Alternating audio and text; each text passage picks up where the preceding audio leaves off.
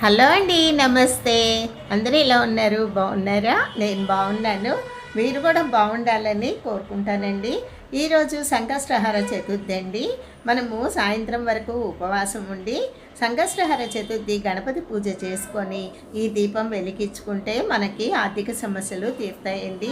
పిల్లలకి చదువులో చక్కగా వృద్ధి వస్తారు. దాని గురించే ఈరోజు ఈ రెమెడీ చెప్తున్నానండి.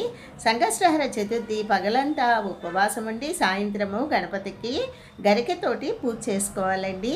దీపము గుడోపదీపం పెట్టాలి. గుడోపము అంటే బెల్లం అండి. బెల్లం గణపతికి చాలా ఇష్టము.